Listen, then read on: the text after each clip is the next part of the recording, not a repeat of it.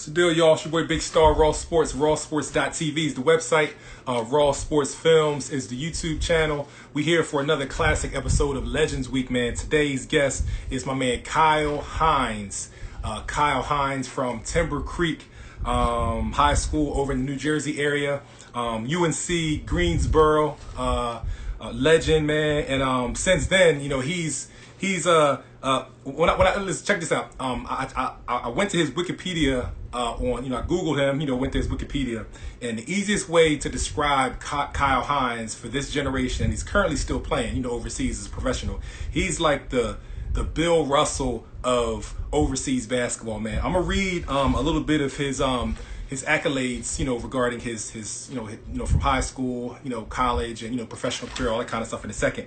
But I just want to get on, real quick. We're gonna start at 3 o'clock exactly. He'll be jumping on. I just want to get on, man, and just read a little bit of his resume, man, because I know once he gets to that section of talking about his professional career currently, he's gonna miss out on some of this stuff, man. So I just wanted to read a few things, man, before we start. But if you join us, man, it's another classic episode of Legends Week. Today we got a double feature. Right now we're gonna have my man Kyle Hines jump on from New Jersey, Timber Creek High School, UNC Greensboro, and he's currently still playing professionally overseas. And tonight at 8 o'clock, y'all make sure y'all come back. We got my man John Cox, Philly legend, man. The cousin of Kobe Bean Bryant. It's definitely going down, man. So my man Kyle Hines, man, he played at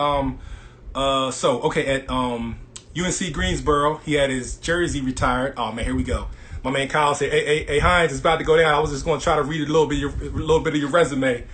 If you can see me, just send me a request to join. Let me see."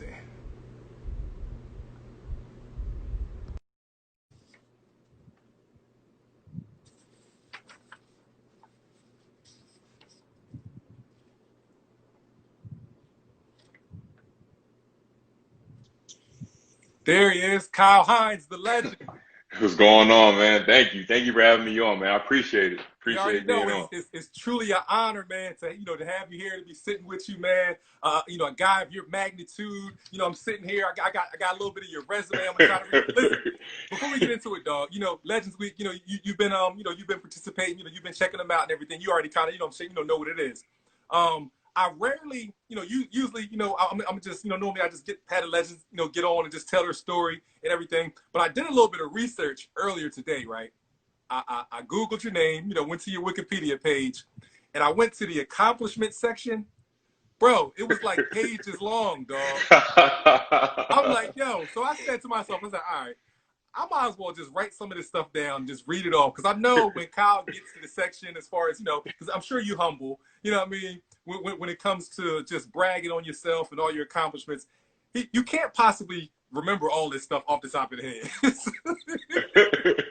So before we get started, man, Yeah. I'm going to just read off a few blurbs of your accomplishments, man. And I'm so proud, man, because you're one of our own. You know what I'm saying? You're from New Jersey, but Pennsylvania, the Philly area, we're like cousins. You know what I'm saying? And Philadelphia and New Jersey's always been parallel as far as, separated by the bridge as far as basketball. So you're one of our own. I was just so proud to read these accomplishments, man. So here we go. So the number 42 jersey was retired at UNC Greensboro, right? 2007 Southern Conference Player of the Year, two-time Italian Second Division Cup winner, German League All-Star Game MVP in 2011, German League Finals MVP, German League champion, Greek League champion, six-time VTB United League champion from 2014, 2019, 2016 Defensive Player of the Year, four-time Euro League champion, 2012, 13, 16, 19, inducted into the Euro League All-Decade team, but from 2010, 2020.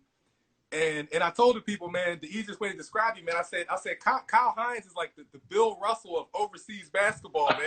I mean, that's quite the comparison, man. That's quite the comparison, man. But I mean, first of all, I'm humbled just to be on. Like I said, I mean, I followed your journey and followed your show, and what you're doing, I mean, is incredible. So I just want to say salute to you.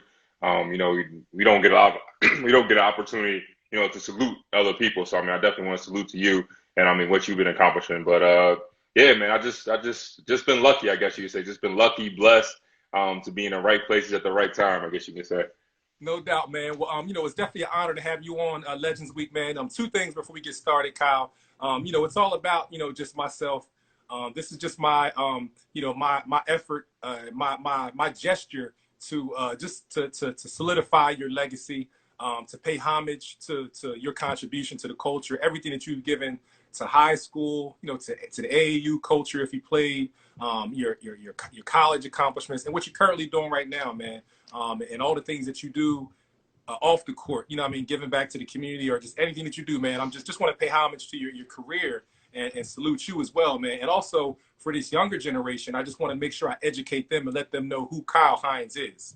And it's a blessing that you're still currently playing. You know what I'm saying? It's not like, you finished playing, 10, 20 years ago, and now we're kind of just, reliving your history and bringing all the memories back. You're still currently playing. So this is going to be special, to educate the kids on who you currently are and not that long ago, college and high school, all that kind of stuff, man. So, it's Legends Week, man. Just here to pay homage to the GOATs, man. I appreciate it. I definitely appreciate it. No doubt. Well, we're gonna get right into it. And yesterday was special because I had another Jersey native. I'm sorry, no. A New York native, Jamaica Queens, who played, with the little, New York to Jersey, little St. Pat's pipeline, Shaquille Holloway. Yeah. You know what I mean? Yeah. So that was special. So we keeping it, we keeping it New York, Jersey area right now with Kyle Hines. So we're gonna get into 10 random questions, and then we'll get into your story. All right. All right. So first question. Your biggest adjustment playing overseas. What was the biggest adjustment when you first kind of started? Adjustment was the lifestyle. Coming from where I come from, I come from a small town, Ticklerville, New Jersey. And then I went to, University of North Carolina, Greensboro, which is kind of a small college town. Up to that point, I had never left the country. So, to go, to a totally different environment, to a totally different culture, to, speak a totally different language. At 21 years old, it was extreme culture shock for me. So Yeah. I think that was the hardest adjustment. Basketball at the end of the day was just basketball.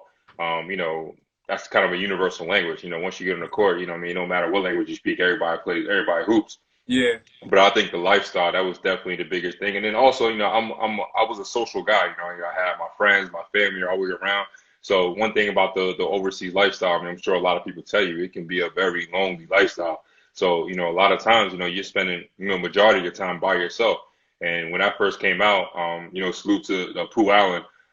He was basically my vet. It was me and him. We were the only two Americans on the team.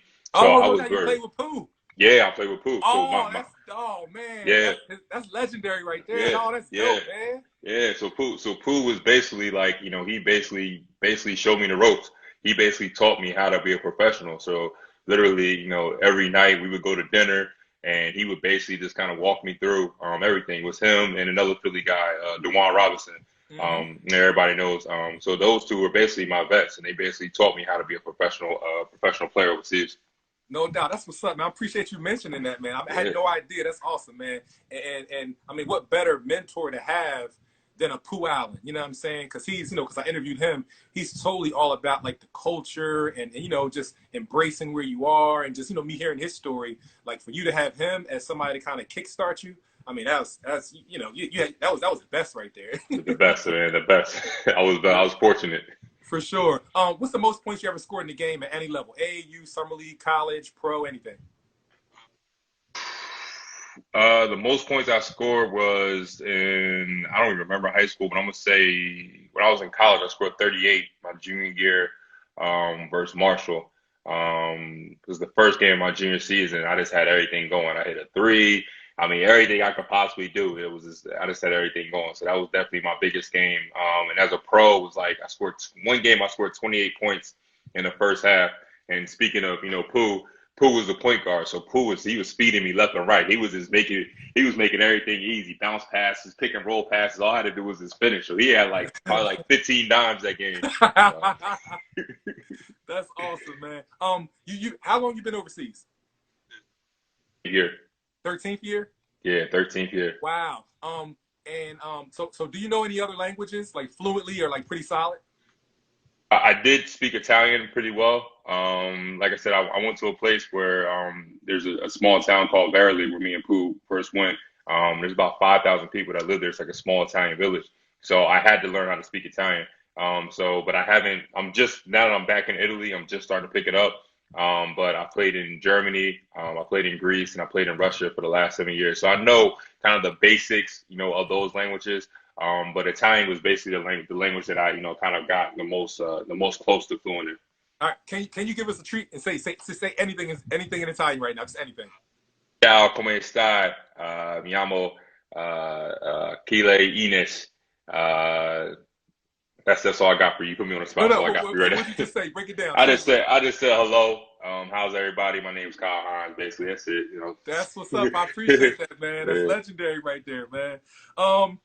Who's the local player you looked up to in the New Jersey area when you were coming up? Somebody that inspired you playing basketball. Wagner. DeJuan Wagner was the Camden High legend. They call him the Messiah. He was everything. When I came around, he was the prep star before the prep stars. So to kind of see him and kind of watch him, play right there, kind of like in my backyard, was phenomenal. So I think, he kind of showed, for all of us South Jersey guys that, that you can accomplish this too. So, I played on his AAU team, so I was able to, see him practice every day, see the things that the things that he was doing in the background. So he was a guy for me in my generation that definitely inspired me and motivated me. No doubt. What's of all the different countries you've been to, what's your favorite like cultural, food that you've eaten, whether it's in Germany, Italy, or anything like that? I would say right now it's Italy. Just because Italy as a country, the culture is amazing.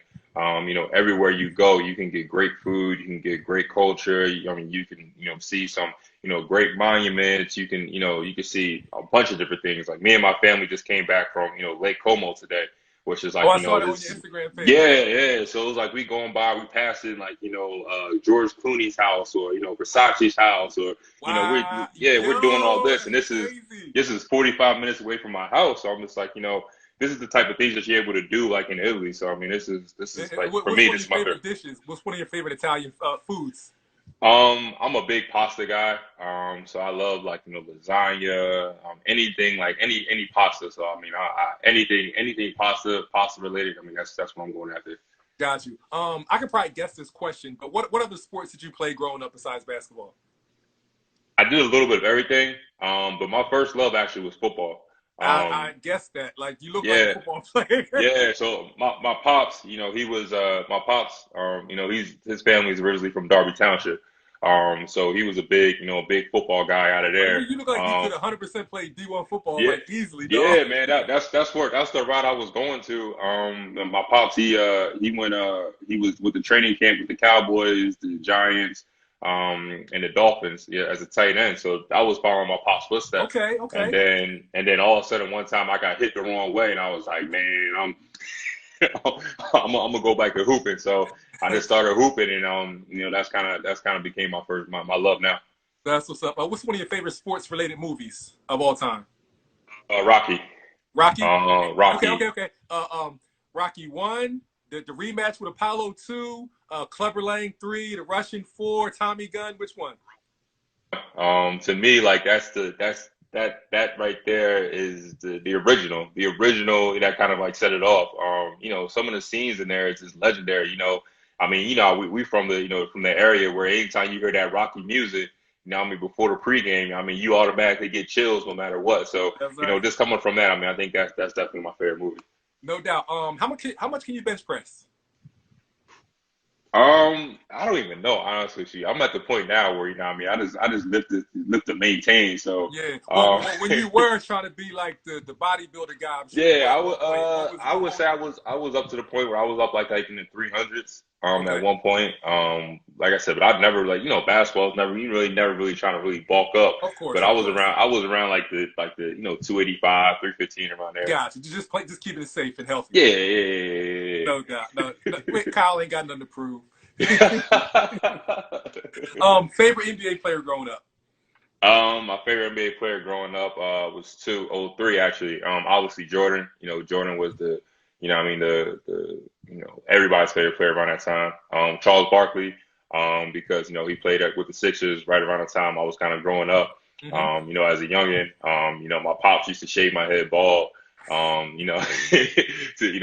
make everybody, say I played like Charles Barkley. And then AI, Allen Iverson, growing up in the area, during when we grew up, Allen Iverson was everything. So, Yeah. I think those are definitely my top three. Gosh, and what year did you graduate high school? Was that 2004. okay? So besides the Messiah, Dwan Wagner, who was in the Philly area? Who was one of your favorite Philly area players, like in the late '90s, early 2000s, anything like that, or just anybody outside of Jersey, in the Philly area, suburbs, Chester, all that kind of stuff. So the guy that I watched and I learned a lot about growing up was Hank Gathers. Okay. Hank Gathers, I think to me, like, just his story, the type of player he was, him, um, and then growing up, God rest his soul, I wanted to be like Michael Blackshear. Um, when I first seen him, they said he was the best rebounder in the nation. So I watched him at the Sunny Hill League, and I was like, I want to play like him the way he played. And unfortunately, I mean, obviously, he passed away, because of the shooting and all that. But Hmm. growing up, I mean, he was a couple of years older than me, but he was, one of the guys that I watched in high school. Wanted to play like him, his style, his rough, the way he rebounded the ball, the way he went after. He was kind of undersized like me. So, that was the guy that, in high school that I wanted to play like and kind of be like and kind of emulate. No doubt. I appreciate that, man. Well, hey, that's 10 random questions right there. We're going to get into the story now. Like I tell all the individuals, all the guests I have on the show, I just want to give you the freedom to tell your story. I'll ask questions as I need to. But if you can, man, just take us to the very beginning of where the Kyle Hines story, first starts off and begins. Start us off right there. I was originally born in Philly. My family is from Philly, from West Philadelphia, West Oak Lane. My dad, my parents, they went to my dad's now family moved to Darby Township. Went to now it's called Academy Park. That area. But we moved to South Jersey right around when I was younger, when I was 3, 4 years old. My dad wanted to kind of get out of the city, move to the suburbs. Eventually, I moved to Sicklerville, New Jersey, where that's kind of been my home. That's kind of where basically what raised me. My this small town. If people don't know it, it's like the beginning of the Atlantic City Expressway, I guess you can say. Gotcha. The end of 42, the beginning of the Atlantic City Expressway. From there, just like any other kid, I did everything. I did football, I did track, basketball. Just kind of do as many things as I possibly can. I have the kind of the Michael Jordan story where, I was in middle school, and I got cut in the 8th grade. And then when I got cut in the 8th grade, that's kind of what made me kind of fall in love with basketball. I told my parents, I was like, that's the last time I ever wanted to feel that feeling again. So from that moment forward, I kind of just kind of put my head down, and started playing basketball. I originally went to Camden Catholic my 9th grade year. And then after that, they were building this new school around my way called Timber Creek High School. Okay. So I went there during my 10th grade year. And then, from there, I was able to, kind of, it kind of gave me, a great opportunity because it was a new high school. We didn't have a senior class. So I was able, I'm a late bloomer. So I was able to kind of have the opportunity to hoop and have the opportunity to play. And then in between those times, my dad, like I said, my pops and all my family's from Philly. So Hmm. even though I was playing in Jersey during the winter and during the year, I was spending a lot of my summers, playing and hooping in Philly, playing at the Sunny Hill League, playing at the Hank Gathers, rec, playing, playing up in West Philly, near Overbrook, playing all those different type of places. So that's kind of where I was able to kind of develop my game, develop my toughness and kind of, developing, how to play. Because originally, most kids from Jersey, they all think we soft. So, that's kind of the rap we get. So I was able to kind of go to Philly, and kind of learn the game. Um, and then so on from there, so on, I kind of finally started to figure out my junior year. The summer before my junior year, I played AAU. Like I said, I played AAU with Dewan Wagner's Rising Stars. Wow. Some of the Remind me, guys on there. what team was that again? DeJuan Wagner's Rising Stars. With it was me, Sharon Fisher, um, Andre Slonell, that was the Roman Catholic, Al Fisher from Pennsauken, Jason Thompson. So all of us was kind of like on one team. Yeah. Um, and then that's kind of where I kind of got on the scene. I went from there. I went to the old school 5-star basketball camp. Yes, And 5-star, then legendary yeah, for sure. legendary 5-star. I went to 5-star. Got a scholarship offer from UNC Greensboro. Went there in Was that was September. that was that as a result of performing at the 5-star camp? Okay. They see me during the AAU circuit, and once I went to 5-star, they one of the assistant coaches, actually Mitch Bonagero, who's a famed assistant coach for Riley Massimino at Villanova. Gotcha. Um, he see me, and they offered me a scholarship, and I took one visit. I didn't take a visit anywhere else. Took one visit, and then I told my mom that that's where I wanted to go to school. Oh, no doubt. That's what's up. Yeah, So pretty much you was pretty much one and done. I was one and done, and my mom and pops was actually tight. Like they you get the 5 visits, so Yeah. they wanted the trips. They wanted They to be want to wine and travel, dine.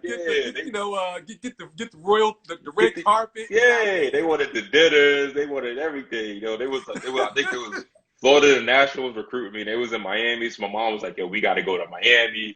They got to." So they was just hype. I was like, "Nah." I was like, As soon as you went to UNC, you was like sold. Yeah, I was sold, man. It was a college town, a college environment. And then another thing, what were the other schools that was recruiting you that you could have went to?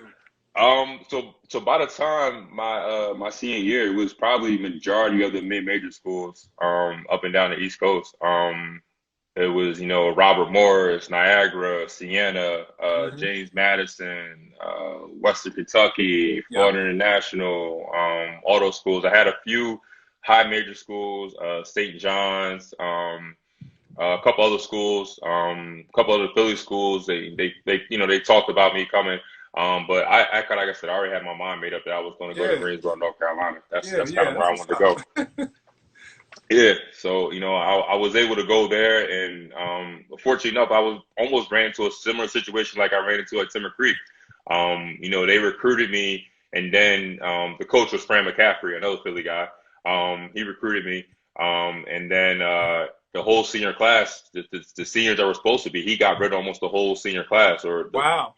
So I came in, and I had an opportunity to play, right away. So I was able to play right away, kind of get my adjustments in college. And I was able to start, and then I ended up winning freshman of the year that year. Wow. And then, so on and so on, sophomore year, I was able to kind of improve. Junior year, like you said, I won player of the year. And then senior year, this little skinny kid from Davidson came along named Steph Curry, took my player of the year award. Wait, stop there for a second. We got to stop there for a second. Yeah. So UNC Greensboro, y'all played against Davidson? How many times? At the time. 2 times a year, and then we usually played each other in the tournament too. Yo, come on, tell me. Let's stay here for a second. We got to talk some Davidson versus UNC memories, man. I mean, Steph at the time, that was a big rivalry for us. Because at the time we was one of the 2 top schools in the conference. And then, Davidson had just graduated a team that was like 16-0 in the conference during my freshman year. We had upset them my freshman year in the tournament. We lost in the championship in the tournament. And so the sophomore and June, the next year is my sophomore and junior year. It's supposed to be our time. We're supposed to be the top team in the conference, and they're supposed to be rebuilding. Nobody expected them to get Steph Curry. I mean, everybody knows the story that, he kind of like, that was kind of like, his last school. So, Steph at the time, he's this 5'10" kid. He literally looks like he's 13, 14 years old. Literally 13, 14 years old. He had the baggy undershirt, everything. And I remember we had some teammates from Charlotte, and they was like, yo, this kid can play. And like I said, nobody believed him until he started putting up those numbers. And then from there was history. Like when he started to perform and y'all were going against him, in your mind, did you say, yo, man, he's going to be one of the greatest? Or it's just like, hey, this is a little light-skinned kid and, whatever? I want to say that I thought he was going to be the greatest, but at the time, the competitor in me was like, man, I don't even like him, man. Like, at the time, I was hating. I ain't gonna lie to you. I was hating. I ain't gonna lie to you, but I mean, you can see it. Like, you can see it looking back on it now that he had all the makings to, to be a great player. Yeah, Obviously the pedigree from his family, he had NBA roots, NBA background. of course. And then just his skill set. I mean, his skill set is unique. The things he's able to do, the things he's, the way he sees the game, the way he operates the game. And he was even doing that back then. So, I mean, he's, like I said, man, Steph's a special player, man. He's special. He's a special player both on and off the basketball court. I can say that. No doubt. We'll continue. You said something about your junior year or whatever. My junior year, I got the Player of the Year. The senior year, Steph came in and took the Player of the Year award. So then, I graduated college, and then I kind of go from there. At the time, the NBA is different. It's not the NBA it is right now. Obviously, you see my guy PJ Tucker. He's a 6'5", 5-man right now. But the NBA wasn't built like that in 2008. And you know what? I'm sorry to cut you off. Yeah. The funniest thing, I'm glad you mentioned PJ Tucker, because I was going to bring him up. And I'm so glad you mentioned that, because he's a guy who's like an undersized bruiser, solid guy, who's that exception. You know what I'm saying? Kind of how Charles Barkley was. Exactly. And then also, I think, because I was going to ask you if you ever, you'll get to it. Honestly, you don't even got to answer this question right now. I just want to let you know where I was thinking. Did you ever have any thoughts of trying to get back to the NBA? Because I think PJ Tucker, he was overseas. And then he came to the NBA. You know what I mean? Yep. So it's like different routes. So kind of similarities. But go ahead. It's funny. I was thinking about PJ Tucker as it relates to you as well. So like the NBA was very cookie cutter at that time. It was like, you have to be, if you're gonna be a power forward, you gotta be 6'8", 6'9", 6'10". If you gotta be this, that, and the other. So, when I got to the pre-draft camp, I stood 6'3.5" with no shoes on. And at that, I was like, I better get my passport. I was like, there's no way I'm about to get drafted. There's no way anybody going to draft. Like, and the position you were playing was what? I was playing center. I was playing like a power forward center. So I was like, there's no way that I'm going to get drafted. So, like I said, discouraging mentally for you, like knowing what you were up against, like physically? Initially, it was because you work up your whole entire life to to get drafted. That's every basketball player's dream. To hear their name called. That's what we all work towards. To have a career in the NBA. So once I kind of realized that I wasn't going to get drafted and I wasn't going to happen. It definitely was. It was difficult to deal with. But like I said, I remember the night of the draft, and my grandmother told me, she was like. She came to me after the draft. She seen I was disappointed, and she told me, she was like, listen, everybody's path and everybody's journey is different. Right now you may not get it, you may not understand it, but the path that you currently think you on wasn't meant for you. But she was like, I promise you, if you stay focused, you stay locked in, greater things are going to be on your horizon for you. And classic grandma quotes, man. Classic grandma, man. Classic grandma. They know. She's seen it. She's seen it. So, for me, I wasn't even thinking about it overseas at the time. It was kind of NBA or bust for me. So I went down to the summer league. I went to the Vegas summer league. I was playing with the Charlotte Bobcats at the time during the Vegas summer league.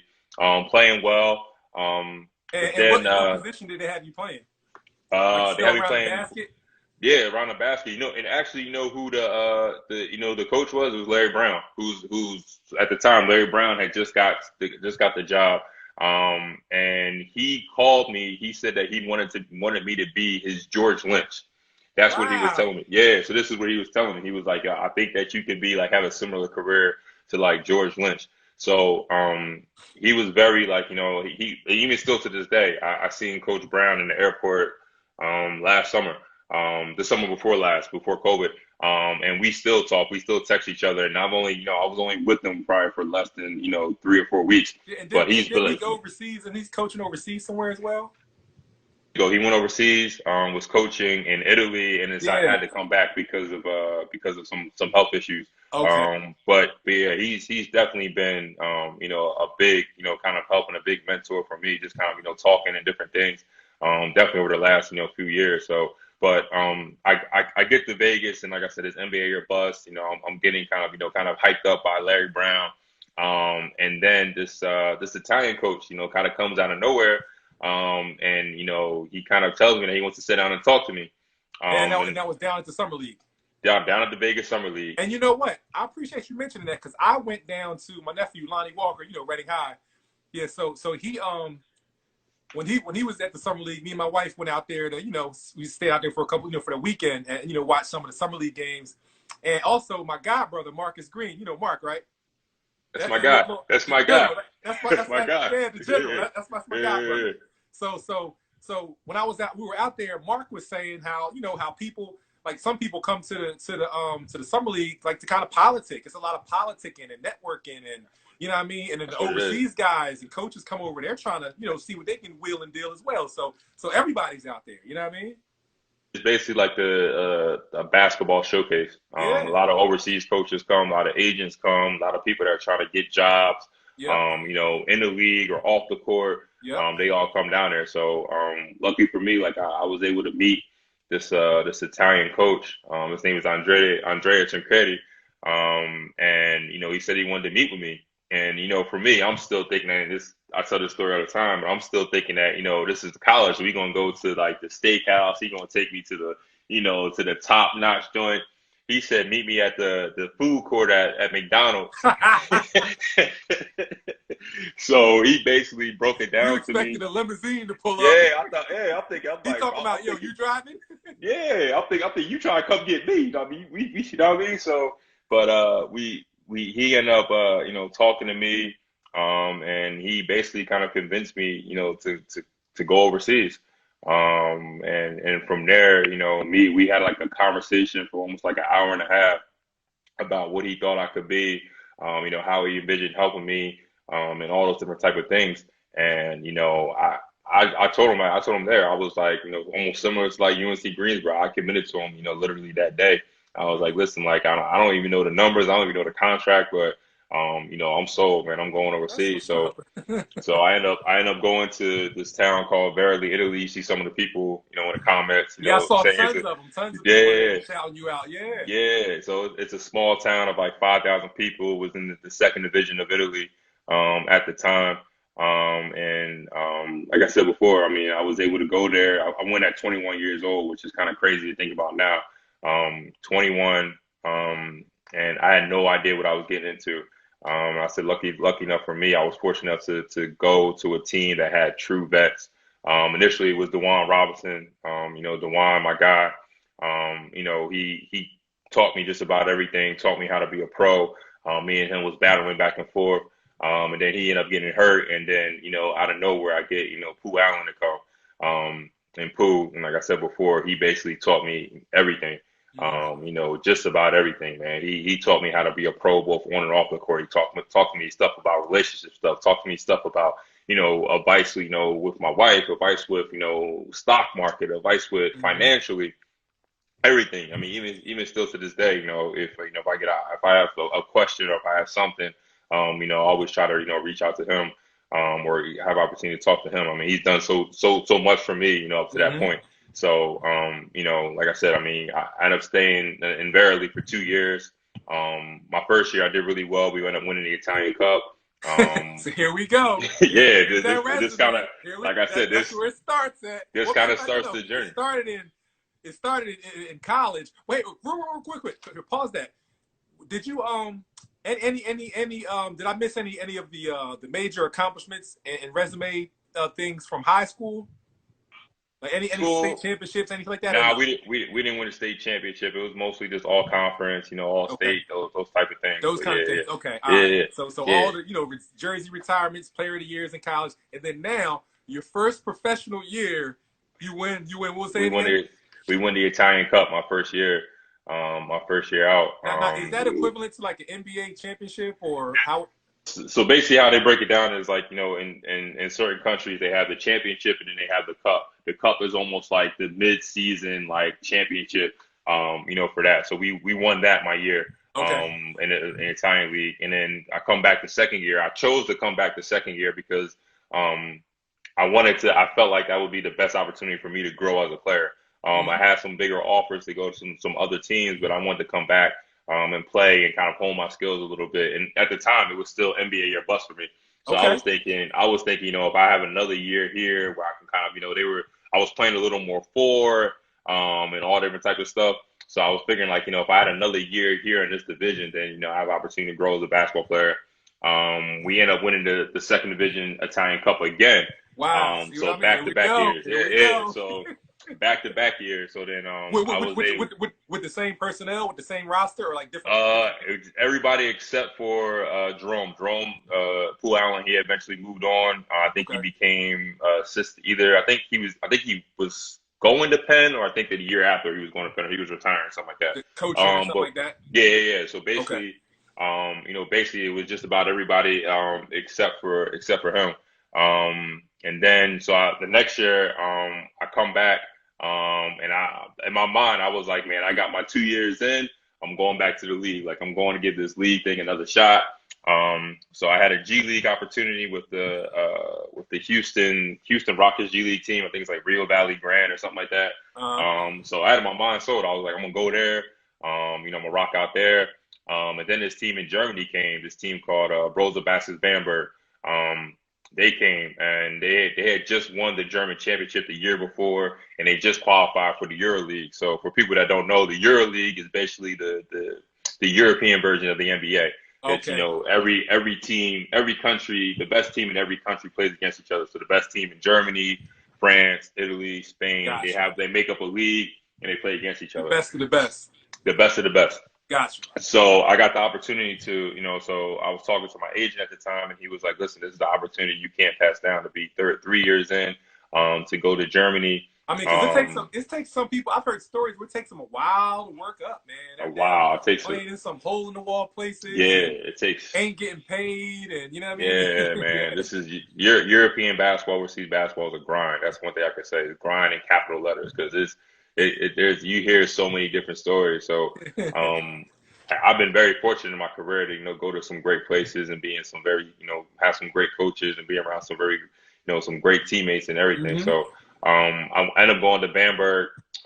Like I said, they were winning. They had just won the German championship the year before, so they were looking to add one or two pieces to help repeat the German championship. So I went there. We end up qualifying for the first round of the EuroLeague. At the time, the EuroLeague was broken up in stages. They had a regular season, a top 16, a playoff. So we had qualified for the regular season, and during the regular season, I was able to play well. I played well against some of the top teams we played against: Olympiacos, Real Madrid, Malaga, Rome. These are some the top teams at the time. So I was able to play well there. And then throughout the season, I'm able to continue to play well. I won the All-Star Game MVP in Germany, and then we ended up winning the German League Championship, and I won the Finals MVP for that. Yeah, so so yeah, man. So then from there, I ended up leaving Bamberg and Olympiacos, one of the most storied teams in Greece, one of the most storied teams in Europe. I guess people would recognize them from Josh Childress back in the day. That's the team that Josh Childress signed with. That gave Josh Childress all that money back then. So I ended up going there in Athens, Greece, which is a beautiful, amazing, man, beautiful city, man, beautiful city. Like, my crib was literally 50 feet from the beach. It was incredible. So yet again, I'm back in the EuroLeague, and this time I'm playing with one of the top teams, top players in the EuroLeague. And then we end up winning the EuroLeague championship, which is, the game was crazy. That game is considered one of the greatest games in EuroLeague history. We were down by 19 points to CSKA Moscow at the time. CSKA Moscow, had Karolinko, they had Nene Christus, they had all these top players. Sasha Khan, used to play Kansas. They had us down by 19 points, and we were able to come back and win the game with a buzzer beater. So that was my first EuroLeague championship, first time winning the EuroLeague. And the EuroLeague championship is equivalent to the NBA championship in Europe. Wow, yeah. That's amazing. So I had a 2-year contract, and I'm going back to Olympiacos another year. And then from there, we won back-to-back championships. We were the second team in EuroLeague history to win back-to-back championships. Wow.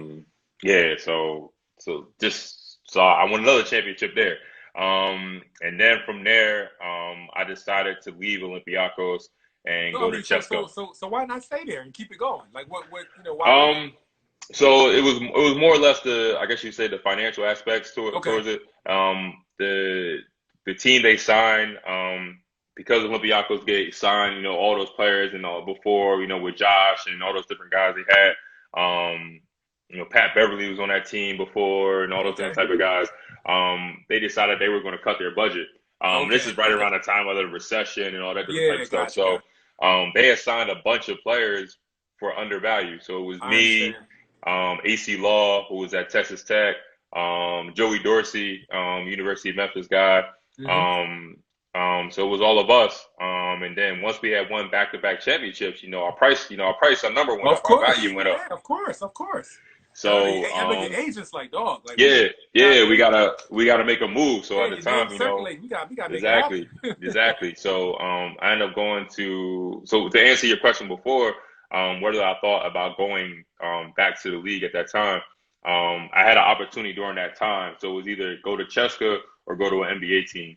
Okay, And I guess most people probably be surprised, but I chose to stay in Europe. I chose to stay in Europe. I ended up going to Cheska Moscow, where up until this past season, I've been there for 7 years. I was named the captain of the team 2 years ago, and we were able to win, two EuroLeague titles there. I won a EuroLeague title in 2016, and then I won a EuroLeague title in 2019. Living in Moscow, Russia. I was living in, most people would never, speaking of the Rocky movies, living in Moscow, Russia, being in Russia, me and my family living there for the past 7 years. wow, Um, loving it, loving it. I mean, Moscow is an incredible city. It's a great city. wow, And that's then amazing, man. this past year, I decided to make a change, and I signed with Olympia Milano, in Milan, Italy, I the think team I that's think owned I by think that, I think that's where my little bro Mark. I think Mark played for them possibly. Marcus Green in the past, I believe. Mark. Yeah, I think he played in Italy for a while. That's how I that's how I met. That's how I kind of, obviously, the Philly connection. Yeah. But I had met him during the time, I think, when I was playing here, and I already knew his name.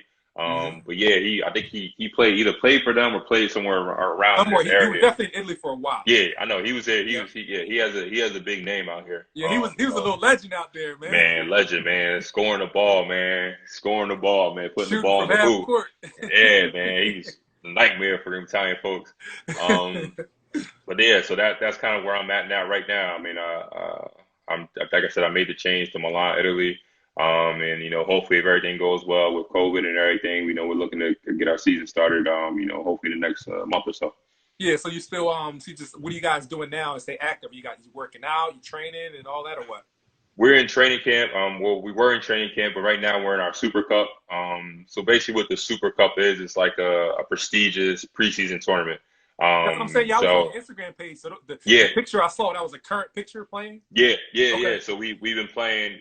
We've already played four games already, Okay. in our Super Cup. And then hopefully, we get the opportunity to continue on. I think we have a game Monday and another game next week. And it's like, I think, four more games to decide who the Super Cup Gotcha. champion is. So And what's it basically, like? it's a Yeah, what's it kind of like with the NBA, they got the NBA bubble and with the quarantine and COVID and all that. Like, how is it for you guys out there? Like, you know what I mean? region, was hit one of the hardest. Out of the whole entire world, this is one of, like, kind of the, I guess you say, hot spots of Yeah, COVID. yeah, I remember that. Just watching the news, Yeah, world news and stuff. yeah, they were there. They had so many deaths and so many people here that were affected. So right now the region is just kind of starting to recover. Things are kind of getting back to normal here. Right now, we're kind of in our own. We're living at home. We're doing all kind of normal stuff. But once we get to the arena, we have to wear masks. In the locker room, in the weight room, we're getting COVID tests. Almost, I would say, almost weekly. Every time we travel, we have to get a COVID test. So that's kind of like the new normal right now. Um, but hopefully, like, I think right now, because the situation is kind of changed a little bit in Europe versus home in the States. So hopefully, we're hoping that we can continue the season.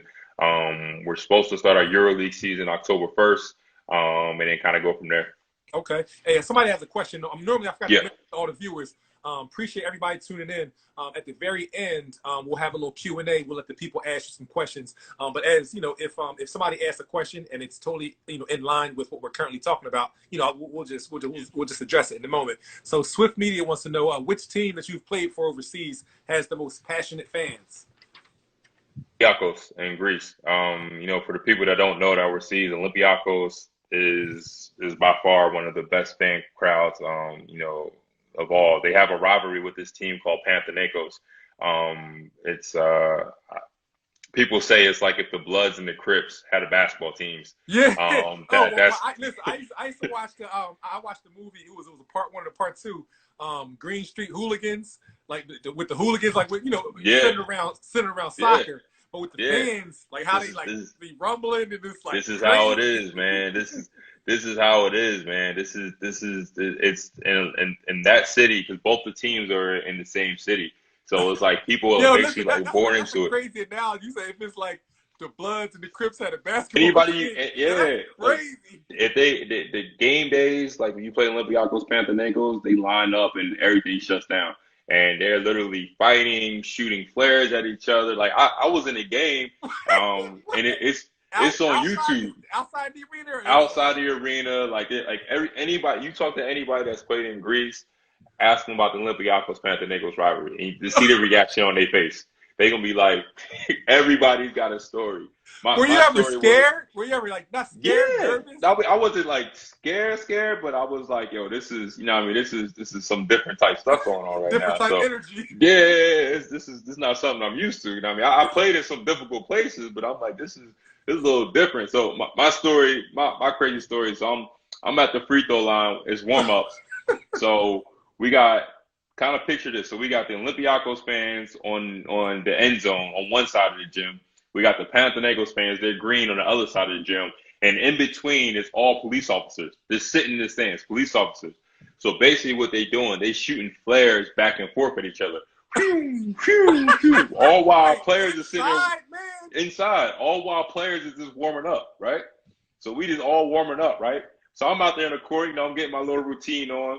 All of a sudden, boom! Flare hit me in the back of the head, right? I'm on the ground. Clothes, my pants. I think my pants was burning. They come pick me up. Oh my gosh, yo, this is crazy. But this not even the craziest thing. They come pick me up, right? They pick me up. I go in the locker room. My teammates look at me. They say, "What's wrong?" I said, "I just got hit in the back of the flare." And they was like, "Oh, all right, that's just normal. That just happens." The coach gets up to the board, writes the game plan, and we keep playing the game and keep going on like nothing even happened. Like nothing ever even happened. Nothing even happened, bro. Like it was just like they just kept moving. So that's the type. That's the type of things that happen overseas, man. I was talking to my boy. I interviewed my man Rashid Brooklynborough and tons of guys, and they were just like when they first started to tell me these stories. Marcus Green told me. I was like, yo, Mark first told me some stuff, some crazy stuff. I'm like, yo, this is unbelievable. And then Rashid Brooklynborough was like, yo, he was like, man, he said, Big Star, I'm in there shooting foul shots. And the one game, they were lighting fires in the stands. And I was like, a fire in the stands? Yeah. You don't understand. Yeah. That was every game. Every game. They would light fire in the stands. Every game is like that. You go some places, it's like we would go to games and it was almost like we was traveling like with the president or something like that. We go to the game, we got 2 buses, barricade buses on the side of us, motor cars going this way, that way. Like it was crazy. What's the point? What's the point of having the fans if they're not coming to watch the game? They just want to come and get buck wild. It's different over here, man. This is life. Like it's sports back home. I mean, people care about sports, but it's more entertainment. Here it's culture. Like people, this is their life. Like people, sometimes people like live or die, and they're very passionate about their sports teams. Like they care about it. Like they real life care about it. Like they real life will fight you if you on the opposite side. If you are op, they real life will fight you. Like they don't, like this is the situation. Like they invented that. It's like that's like how we almost like superficially, like, yeah, you my op, you know what I'm saying? You ain't down with whatever. But no, it's in their DNA. Like it's different. It's in their DNA, Like man. you It's life, somewhere, you man. see somebody with a Cowboys, you're an Eagles fan, you see somebody with a Cowboys jersey on, you may say something like, oh, y'all Cowboy fans, but no, it's like different. It's similar. Like if you a fan of one team and you in the wrong area in the wrong neighborhood of another team, then like you in trouble. You in trouble. You in trouble. Yo, You in this is trouble. crazy. Yeah, Oh man. man. Hey, what we gonna do is we're gonna go back some. Is there anything else that you wanted to mention about currently, or just kind of currently going on? Anything? Nah, nah, nah. All right, so we're gonna go back some. So, what type of player are you? So during the time you earning, all these MVPs and championships, what style of player were you? For the people, who've seen you play, they know. But for the people like myself who haven't seen you play much, describe your strengths, the things you do well at your height, and how are you getting it done? How are you earning all these MVPs and stuff, man, all across the country? So I mean, initially, I was kind of like I'm an undersized power forward center type player. Kind of super aggressive, head down. Right to the basket. Kind of got that. Like I said, I played a lot of times in Philly and in summer league and stuff like that. So I kind of had that aggressive mentality. Put my head down. I'm going right to the basket. Mm-hmm. Um, but then as kind of like once I started realizing what I needed to do to excel in my career in Europe, and that was fulfilling a role. So I needed to understand how to fulfill a role. I thought, when I was 21 and 22 and I was in college, that I was the best scorer around. I Yeah. thought that was like I was like I could score with the best of them, until I got around some real scorers, and I was like, yo, this this is like, yo, this is I'm not, this is not my forte. This is not what I'm No strong doubt, at. no So doubt. I started trying to So if fill you get on the team with a Pooh Allen, you got to fulfill your role. You know what I mean? exactly. So it was like I basically learned how to play the pick and roll game. I learned how to, which is kind of, I learned basically how to be good at the small details or be great at my role and be at the small details, whether or not that's, setting screens or, offensive rebounding, figuring out ways to get easy baskets, easy points. And then defensively, I'm a versatile defender. So I'm able to kind of, lock down. I'm able to kind of, switch. Like I said, now the game is different now. Now everything's positionless now. And we mentioned, my guy, PJ Tucker. We have guys that can guard multiple positions, from 1 to 5. So I think, initially that's kind of where I'm at. That's the type of player I am, and that's kind of like my skill set. I've learned to kind of, have a role, be kind of a lockdown defender defensively. And then, like I said, kind of be an excel from the pick and roll game as well.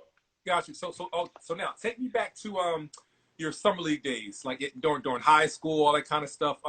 Tell me about some of your most memorable summer league memories, whether you played like in Sunny Hill League, you know what I mean, and some players you played against, and any cool memories, man, from those days. I would say one of my best AAU, all that memories. kind of stuff. Yeah, I would go to the Sunny Hill League. I mean, just playing at the Sunny Hill League and just playing at McGonigal, that was everything for me. Having an opportunity to go there and play. Me and my guy Mark Tyndall, we had a couple. I think one year we had a couple like epic battle. Us going back and forth. Us playing with each other. Scoring, putting up numbers. He putting his team on my back. I mean, me putting my team on my back. He's putting his team on his back. So I think that was pretty much, that was probably an epic game. And then getting to know Kyle Lowry. I played on the same Sunny Hill team with him, and I mean at the Oh, time, no doubt. yeah, so he was at the time he was a bulldog. Kyle, he was, he's every bit, what he is now. He was then. Yeah. So playing with him, and having the opportunity to learn with him. So I think those are the kind of like the two guys, and then I mean, also guys from my era, Marty Collins, playing up against him. Um, I mean, there was so many guys at that time in the Philly area that I was playing against, up at the Sunny Hill. Like I said, for me, I'm a South Jersey kid, so I already have kind of like I guess you could say people looking at me as like, this kid from South Jersey, he can't really hoop with us. He can't really play for us. So, for me, it was always, I feel like every time I went to somewhere in Philly, I always had something. I had to try to prove something. Yeah, yeah, Not yeah. only to, the guys I was playing against, to my teammates, but, also to the crowd. You know how it gets in Philly. I mean, if you garbage, they're going to let you know. They're going to Of let you know course. that you not like that, especially coming from Jersey. So for me, I think that's kind of where I was able to kind of build my toughness both on and off the basketball court. No doubt. And you mentioned the earlier you mentioned in your story you talked about the camp, the 5-star camp. Was there any other camps that you participated in? Early on, I used to go to the St. Joe's basketball camp. Jeff Arnold is the one of the used to be assistant coach at St. Joe's. One of the Okay. one of the great good friends from my dad. Hmm. But mostly now it was mostly just AAU and five Okay. star. Yeah. Um, Who I, tell me about who are some of your most memorable like either AAU games or some big time players you played against that you kind of remember? my most memorable AAU game I think was we played against Cecil Kirk. That's Rudy when the team from Baltimore. Mhm. I had like Rudy Gay, had a bunch of those guys. Oh wow. I think that I think they had a tough team. And I think playing against them, like I said, I only played basically 1 year AAU. Okay. Like I said, I was a super late bloomer, so just going to there, and we was going different places, going to Indiana, playing against like Eric Gordon and Greg Oden and going to nationals, seeing Sebastian Telefair play and the Juice All Stars and all those different Hmm. guys. St. Pat's, at the time was their character. He was like, on the cover of Slam and everything. So playing against those guys, like watch actually like, playing against the guys that I actually seen in like Slam magazines and on the rankings. I think that was kind of like the most memorable thing for me. Yeah, yeah, that's awesome, man. So would you a question I have is if you got the call today to go join a team in the NBA and it sounded promising, would you do it or you're satisfied and comfortable in the lane you're in right now? Actually very happy and I'm very, satisfied, what I've able to accomplish and what I've Hmm. able to kind of build, for myself here in Europe. Europe has given me an opportunity that, obviously the NBA is great and the NBA is a dream for everybody. But, being in Europe, I get an opportunity to, to play basketball at a high level, compete for Hmm. championships night in and night out. And then also, have the opportunity to see the world. I get a chance to, go to places and I say this all the time, I get a chance to live in places and live in places where people save up their whole entire lives to visit to for a weekend. I Hmm. get to live in Athens, I get to live in Milan, I get to live in Moscow, I get to live in, all these great cities and experience these great cultures. So for me, I'm happy. I'm happy here. I'm happy in Europe. No doubt. Well, you got a fan here. Just want to shout out. Just want we got to make sure we pay attention to the fans. You got a I fan gotta, here. yeah. Want you to shout them out, man. I'm Milano. Yeah, man, all the fans out there in Milan, all the Italian fans. Just want to shout you guys out. I appreciate all the support. Especially over the past month of me coming here. And then all the fans also in Europe. Shout out to them too. Shout out to I see my man AB in here. Yeah, that's what I Team just figured. final. We got Coach AB in the building. Yeah, him. My guy Pargo. He said something. My guy Leek Allen. He said something. My man Charlie Contacto. He's up in there. So all the fans. My man Carlos. All the fans. Not only from Italy, but from Russia, from Greece, from Germany, and just all over Europe. We got the I whole appreciate world the in here, man. support. I saw some people Yeah. typing in different languages and everything, Yeah, man. I That's appreciate. pretty Yeah, dope. I appreciate the support, man. I appreciate the For support. sure. Hey, when you think back over your journey so far, what is your journey taught you so far, just about yourself, about life, just about anything? Mean, like I said before, kind of the similar what my grandmother said. Sometimes your path, you don't understand your path, in its current moment. So I think for me, I think that is definitely the biggest thing. Everybody's path is different. Everybody's path isn't necessarily what you necessarily think it's going to be. But as long as you kind of control the things you can control, stay focused, run your race, then you're going to have opportunity to do great things. I think a lot of times people are harp on or get on, so much about what they don't have and rather they should kind of appreciate what they do have in front of them, the opportunities, and try to make the most of the opportunities that they have in front of them. And I think that's one thing that I've tried to do in my career is that not cry and not complain that I'm not in the NBA. I'm like, well, if I'm gonna be over here in Europe, then I'm gonna make the most of this opportunity. I'm gonna try to, do everything I possibly do can, to make sure that, when I leave here, I make sure I leave my mark. No doubt. That's what's up, man. Well, hey, just want to let you know, and I want to let the viewers know. I only have like one or two more questions, but I'm going to turn it over to the people. All you fans out there now, this is your time to interact with one of your favorite players, Kyle Hines. So if you have any questions right now, start thinking of them and type them in the comments section. And as your questions come through, I'm going to pin them, and Kyle will address them, when it's Q&A time. So if you guys have any questions, type them right now so we can get to them. So one of my last questions, Kyle, speak to the younger generation. There's some kids that may be watching this or they'll watch it when I put it up on YouTube. Give them some advice, man. Talk to the younger generation, those high school players right now that are trying to make their way, any college players, you know what I'm saying? Talk to them right now and give them some advice, man. As I kind of said before, I said the biggest thing that I would say is run your race. What they say with jockeys and horse racing is that the horses, they have blinders.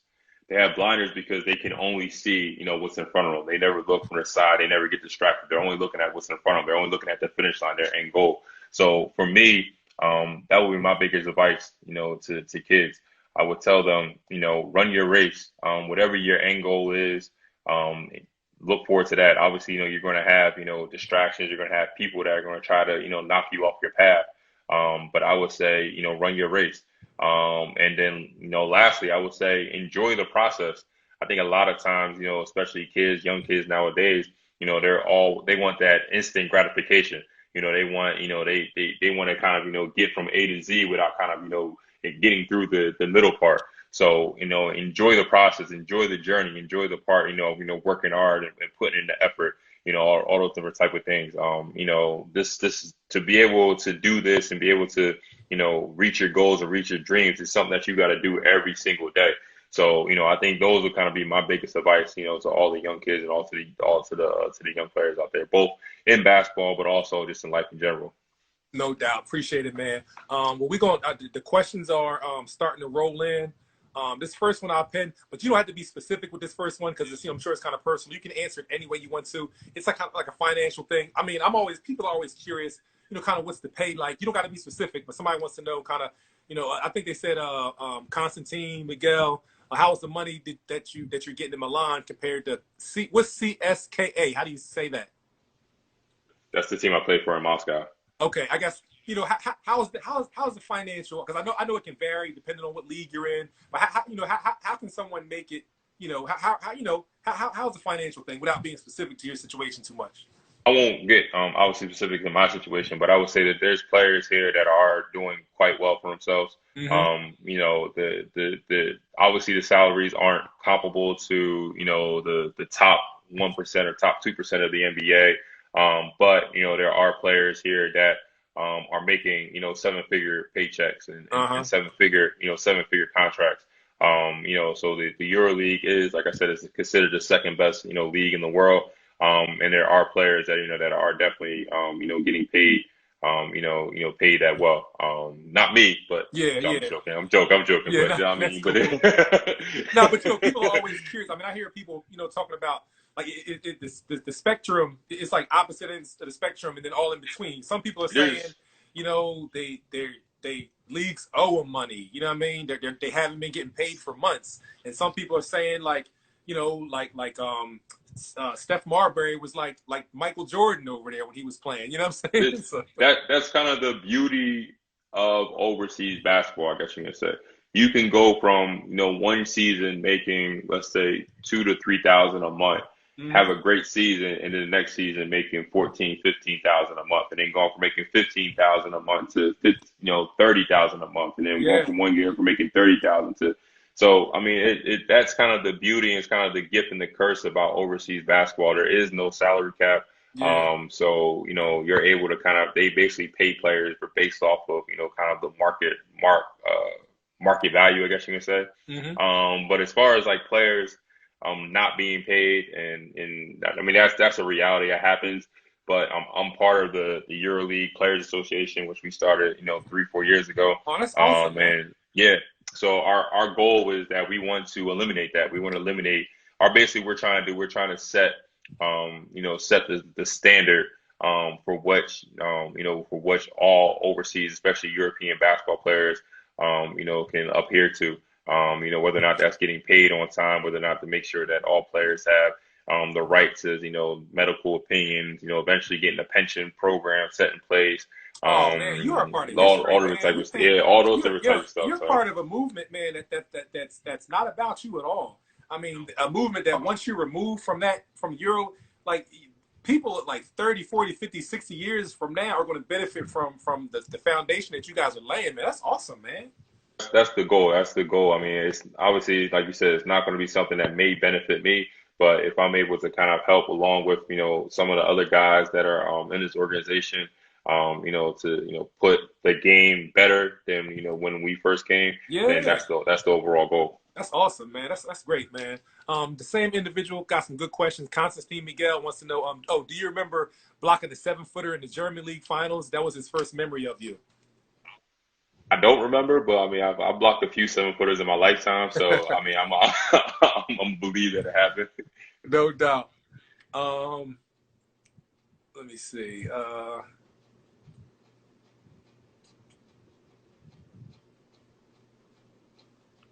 Somebody says Euro and Hezi says Milano's chemistry seems off the charts already. Is it something that something that came naturally, or did most of the players already play together at some point, like the chemistry with the team? I mean, I think the chemistry has definitely grown, and it's definitely happened, faster than we thought it would. I think a lot of it is because a lot of us have played at high levels before, and I think the coaching staff has done a great job of kind of simplifying the basketball to allow us to kind of just play. Rather than sometimes when coaches come into they kind of put their system there like you got to do this. So it's almost like you're thinking the game too much. But our coach Messina, who's one of the all-time great coaches in EuroLeague basketball history. He's done a great job, I think, and the rest of the staff done a great job up to this point to allow us to kind of grow our chemistry organically. And so far this season, we kind of seen it pay benefits, during this preseason. No doubt. Stebat, I don't want to pronounce the name incorrectly. STEBAST01 Stebast01 says what it is. The word is FORSE. I'm not sure if that's a cultural word or just a typo. What sports the basketball basket mean to you in a single word? Can you say, first of all, hello? I say hello to you, Forza Milano. Forza basketball. I mean, that's just basketball is just a strong, strong environment, strong culture, strong, everything strong about basketball. So, I enjoy basketball and I enjoy Italian basketball, and I'm looking forward to the season. More than one word, but I mean, that's no that's doubt. what you're gonna get. You guys, Andre Monzi said you guys started very well in the Super Cup. Where can you arrive this year? I believe the Final Four is a good objective. Us, here at Milan, our main goal is that we want to win titles, we want to win championships. So that's our goal. But we know that, this season is a long marathon and we're going to have, many obstacles, many ups and downs. But right now, our main focus is trying to get better every day. We're able to kind of get better every day with every practice. Then I think we'll be able to accomplish our goal at the end, and that's to win the EuroLeague and win the Italian championship. No doubt. I have a question before we get to the next one that I pinned. What about the rules? What are some of the biggest differences in Euro basketball in comparison to NBA? What's different besides the basketball color of the ball and all that? What are some other differences? Like if I went to a game, what would have me like, whoa, why did you do that? What was differences when I walk into the gym? I think the style of play is the biggest difference, I guess you're gonna say. The NBA is more up and down. Europe is more strategic, more methodical. I always compare it to it's almost like chess and checkers at some point. The NBA is more speed, it's more athletic based, up and down, transition based. Sometimes built for entertainment.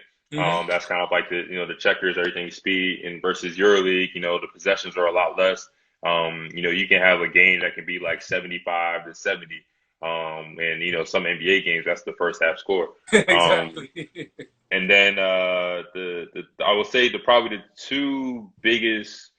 two or three biggest rules that are probably different is the travel call, which gets a lot of guys. There's no like jab step, rip and go. You got to put the ball down on the floor before you actually, make your Oh, so you got to put move the your ball down before you start going. You can't before you rip go. and take that step Nah, and you go. can't rip and take that step that we've all Oh, been, wow. basically learned. There's no 3 seconds in the key defensively, like in the NBA. Hmm. There's no illegal defense. You could play zone. You could be in the paint, as long as you want. And then the goaltending. If the ball's on the rim, you can smack the ball off the rim. Whoa. Yeah, yeah. So you can smack if somebody's shooting the ball or shooting a free throw. You can smack the ball off the rim, to kind of impede them from scoring. So Wow, that's crazy. those are probably the three biggest rule changes. Got you. Charlie Contacto says, I guess you didn't play in the NBA, but from what you know, how do you think the overseas practices may compare or differ to NBA? Totally different. Like we practice over here. Like we strap it up. Like you hear guys that do 2 a days. Like they'll practice in the morning, and they'll practice in the evening. Versus the NBA, they play so many games. They play 82 games. They travel. That a lot of their practices are more or less walkthroughs or just shooting or recovery sessions. But we practice every day. Um, my coach is a former NBA coach, so he kind of gives us a little more recovery time where our practices are more or less like an hour 15. But there's some coaches that practice 2 hours, 3 hours, 2 times a day. So that's kind of like if you talk to the other guys, ask them about, the overseas practices. Like those be kind of like, the things that kind of, get a lot of guys that kind of the difficult transition, them going, 2 a day practices and practicing all the time. That's typical for a lot of guys. No doubt. Somebody else left a comment. I just want definitely make sure I adjust the comments. It says the name is Nestle Marjani. It says all the Milan players are lucky to have Hines and Datome on the You same told me, yeah, team. They said you yeah. guys are professionals on and off the court. Just left a comment for you. Yeah, I appreciate that. I mean, hopefully, like I said, hopefully this year will be a great year for all of us. Um, any Coach Trincherry stories? Only Coach and Kitty stories. Obviously the first story I told you about me meeting him at McDonald's. Oh, that And was the coach. him Okay. that was a coach. And then also he was the type of coach, like I said, because I got there, I was 21 years old. So at the point, like I didn't know how to do anything. I didn't know how to go grocery shopping. I didn't do anything. So he actually picked me up and actually took me to the grocery store and literally took me aisle by aisle to like basically shop when I was in Italy for like at least like 2 or 3 times. Like he kind of made sure that that I had all the things I needed. So I don't know many coaches or many people that would really do that for a professional athlete. So I think that's a good story. That's what's up. Let me see. Somebody else had mentioned something. Oh, do you have any citizenship? Like, are you a citizen of any other country? Not to just because I guess morally for me, like these are like these players' dreams. Like here, it's a little bit different. It's like players from Serbia, players from Italy, or players for like it's their dream to play for their national team. It's their Yeah, dream. So for me to to be having a passport would only kind of be for like advantage, like a financial advantage, or advantage for me to not have to be counted as an American. So I felt like I never wanted to kind of take that opportunity away from somebody whose I dream it was. understand. So I Yeah, felt like I would rather make it as American or as a yeah, foreign player than I got try you. to make it as Wait, as a yeah, the reason why I was asking because somebody they triggered something on my mind. They asked if you were ever in I guess in the Olympics or FIBA or something like that. No, I got asked to for to do some passports but like I said I've always decided not to. And then Yeah. So, also so in order to um play for like FIBA or the Olympics and to play for one yeah, of the countries, you got to be a citizen, right? you gotta have a citizen. So a Yeah, lot of times like that's what I was asking. That's why I asked yeah, because a it was lot. mine. Yeah, Well, what a lot of teams do, or a lot of countries do, like they'll naturalize like Americans, and they'll give them a passport to play, almost like to an help their honorary team. passport, Exactly, kind of and play then with them. also, man, I enjoy my summers. I enjoy my summer at home. So, I rather like we're here 10 months out of the year. So if you play in Yeah, the Olympics or you play in FIBA, you gotta, spend that extra amount of time. So I enjoy, going back to Jersey and seeing my of family and course. taking that 2 months off. So Of course, of course. Well, hey, we're going to end it there regarding the questions, man. I just have one more thing that popped in my mind before we close out. What was it? What do you think about the like the transfer portal that's so popular now in college? Like, what are your thoughts about that? Either way, just when soon as some adversity comes, kids is out. Like whether it's high school now, they transfer on all over. They're not starting, they're not playing any adversity. Peering them out of here. Like, what do you think about that? And then with the transfer portal becoming so popular now. all kind of derived from it came from AAU. It all kind of started from AAU. Got kids, when I was coming up, you played with kind of your local AAU team and you kind of stuck with, that team. But, now it's, you see kids going from AAU team to AAU team, AAU team every year. And that kind of, translated from high school. You can see kids, that, 4 years of high school went to 4 or 5 different high schools. Exactly. Yeah, yeah. And because they're used to that, the moment, like you said, the moment that something goes wrong, they automatically want to, rather than stick it out, or rather than, kind of see what may happen or may kind of transpire from the other side, they automatically leave and they automatically transfer. So I think that kind of, hurts the mentality, and I think that kind of hurts, some of the kids, kind of their growth process. Because once they never really had the opportunity to kind of really deal with the adversity. So it's like, once they kind of go through a adverse moment or a adverse situation, they automatically leave. So that kind of transpires up to when they're in their professional career. Whether or not they're on an NBA team or an overseas team, if they're like, oh, I don't like my coach or whatever, then that first moment, I'm just going to leave and go where else. And they eventually get that reputation. That's a lot of times why guys, lose jobs or lose money, especially overseas, because, they feel like, if their coach, or somebody doesn't want them, or like I said, first they get the first moment of adversity, they feel like they got to leave. And I think that eventually, like over the long run, hurts a lot of kids. And like I was talking about before, I think it's kind of the era of like almost like the instant gratification. Like they want that, like that instant gratification, that instant nurturing, from coaches, and then from people. So if they don't get that, like I said, I think it hurts the game. I think it should kind of go back to before, where it's like, once you in school, you kind of stay in that school and you kind of just got to grind it out. No doubt. Two last questions. Once your career is once your professional playing career is finally wrapped up, in the future, do you feel that you will possibly stay overseas, like maybe stay in Italy somewhere and continue? Because I don't know, this is your life, but from what I hear from you, man, it just seems like I could see you getting involved in the business of basketball and being an executive behind the scenes, making, staying involved with that association, and you know what I'm saying, and staying involved in that culture over there, man. I can see you doing that, man. Something that, me and my wife, kind of jokingly talked about. I'm kind of coming down to the, and ending points of my career and trying to figure out what's next. I definitely want to stay involved in basketball. I'm just trying to figure out what capacity that's going to Mm-hmm. be.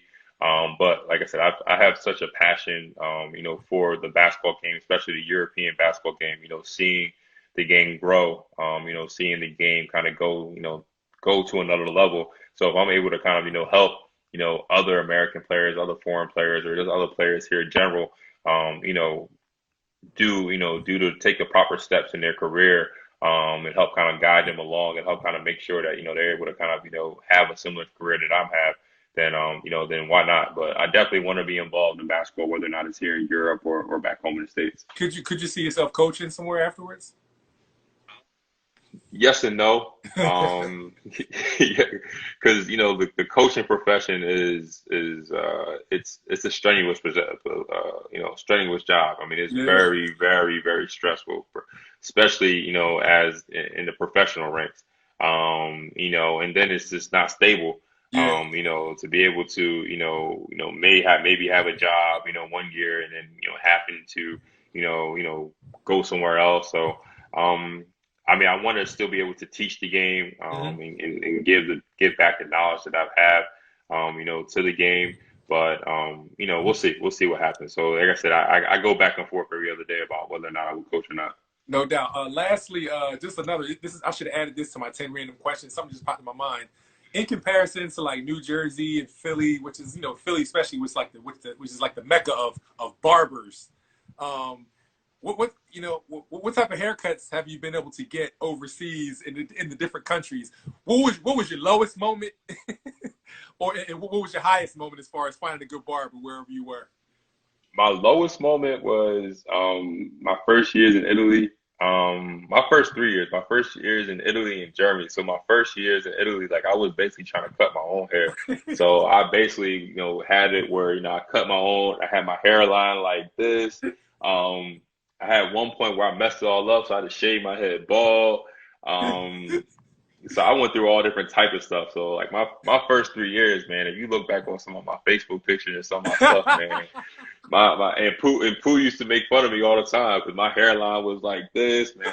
It was bad. It was bad news. Like, so I was lucky enough that when I got to Greece and I got to Russia, that I was able to find a barber, and I was like, I never thought I'd be able to find a barber in Russia, but like in Yeah, Moscow, like there's barbers out there that like are sharp, that like yeah, really like they cut, they know how to fade, they know how to do everything. So yeah. I was able to find a barber there, and then lucky enough, I was able to find a decent barber of Milan. But I mean, people don't realize, man, like the haircut is everything. The Yes, it haircut is is. everything, man. Yes, it That's everything, is. man. That that That'll that, make that or changes break your your whole, spirit, man. make or break everything, man. If you're able to find a nice barber, then that definitely changes your life. Yeah, for sure, man. Hey, well, I just want to thank you so much for joining us today, man, for Legends Week, man. Oh, also, if you can, let the viewers know, if anybody from the states watching right now, where are you reporting live from, man? Where you at?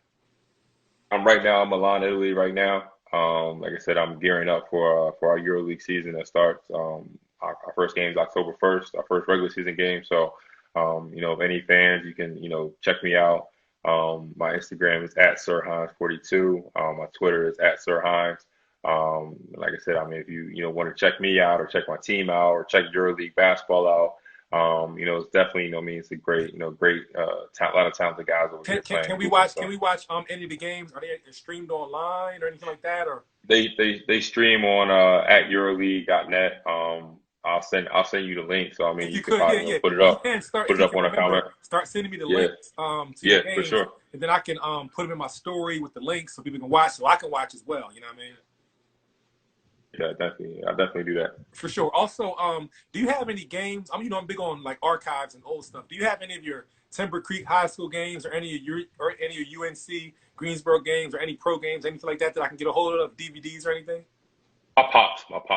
He got an archive of everything. So the games that aren't on YouTube, I was in college a little bit before the YouTube era. So, Exactly. um, but yeah, my pops, he got a whole bunch of archive games and stuff like that. So I No could doubt. definitely, Well, once you come back to the send states at any for time, man, sure. I would love to try to get a hold of something. Maybe a couple, one or two games. I can make copies, then I can get them online, so the fans can see some of your history.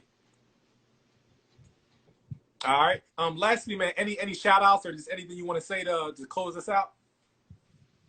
Shout out to first of all, like I said, shout out to all the fans. Shout out to all my friends and family back home in Sicklerville, South Jersey. Shout out to all the Philly hoop guys. So many guys out there. Like I said, Pooh Allen's, Chuck Ellis's, all those different type of guys. Rest in peace, John Harnett. All those different guys that were making a difference. In Philly. For not only guys in the Philadelphia area, but guys outside of the Philadelphia area, guys in Jersey, guys in New York. All those guys, definitely, help put on, for all of us. So, and like I said, at the end of the day, shout out to you. Shout out to you for, giving, guys a platform to tell their stories, giving guys a platform to kind of, share their stories and giving the younger generation opportunity to kind of learn from the positives and negatives that we all went through in our careers.